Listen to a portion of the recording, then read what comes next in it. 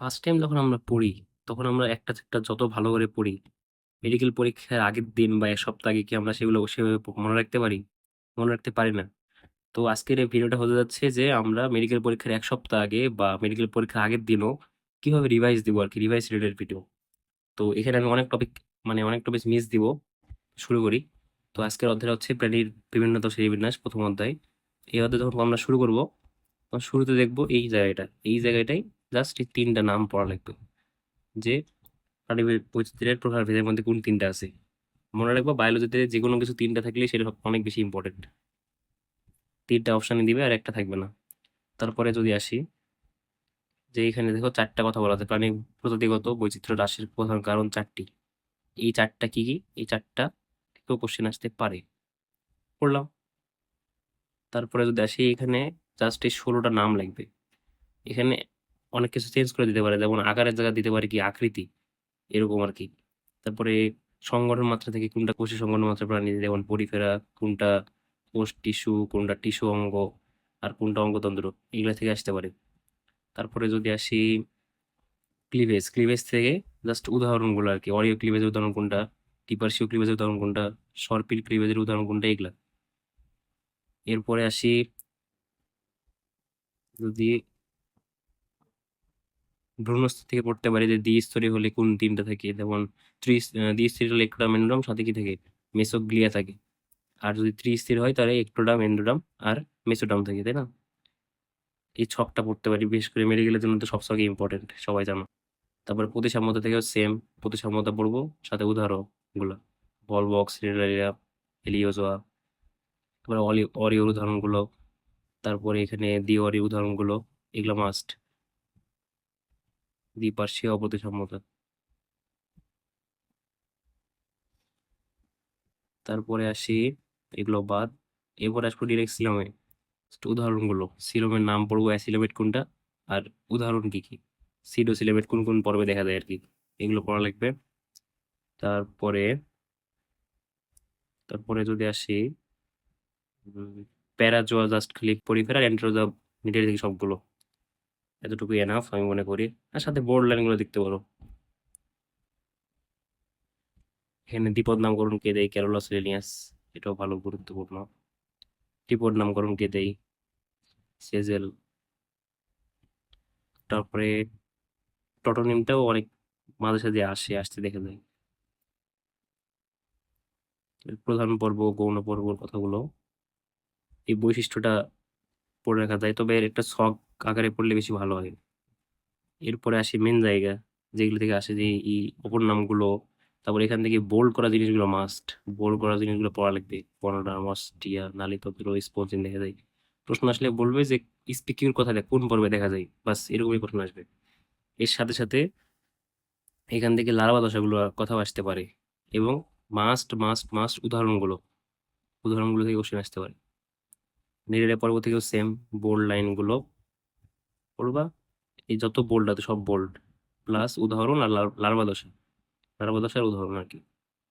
Platyhelminthes থেকেও same. এগুলা থেকে সবচেয়ে বেশি যেটা কোশ্চেন আসে যে কোনটার রেচন অঙ্গ কোনটা, এটা থেকে কোশ্চেন আসে। তারপরে গঠন থেকেও কোশ্চেন আসে। আর সিলোম এগুলো তো আমরা আগেই পড়েছি। এবারে দ্বিতীয় বৃহত্তম বলবো মলাস্কা। প্রথম সবচেয়ে বৃহত্তম কি? আর্থ্রোপোডা। রক্ত সম্বন্ধটাও ইম্পর্টেন্ট, আর নর্মালি তো এগুলো পড়বাই। এই তো বৃহত্তম পর্ব আর্থ্রোপোডা। বোল্ড লাইনগুলো পড়বে, আর উদাহরণ আর এটা তো লাগবেই।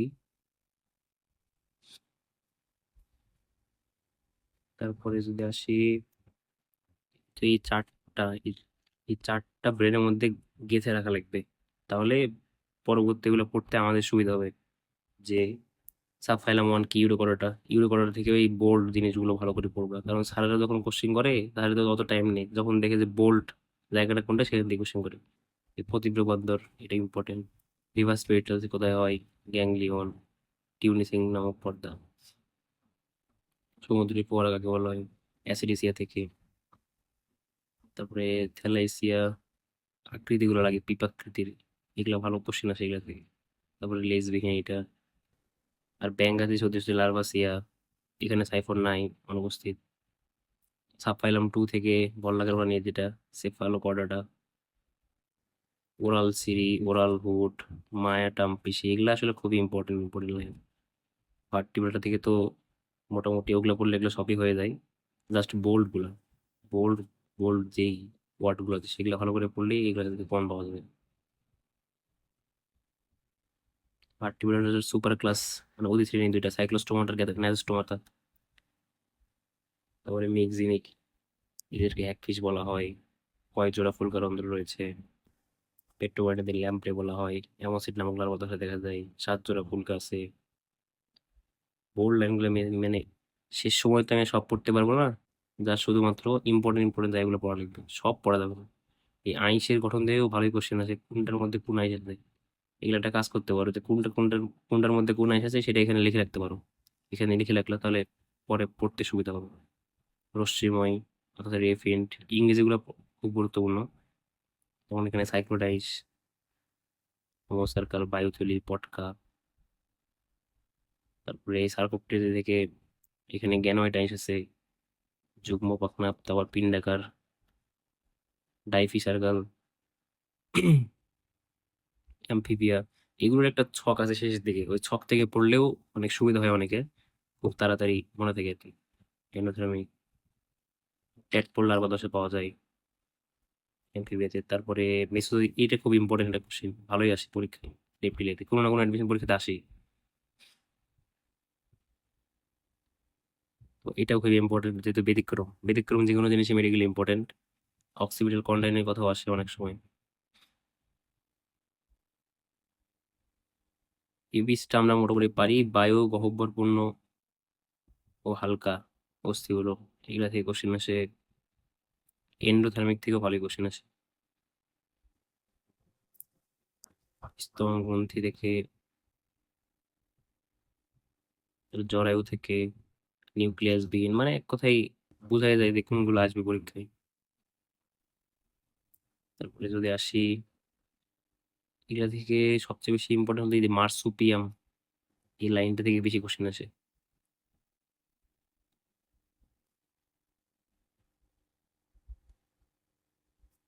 থিওরি এগুলা আসলে এই এই ছকটা ভালো করে পড়তে পারলে অনেকখানি হয়ে যায়। এই ছক থেকে এই লাইন গুলো যেগুলো আছে মোটামুটি হয়ে যায় আর কি, মনে থাকে। তুলনা করে পড়তে পারলে বেশি সুবিধা।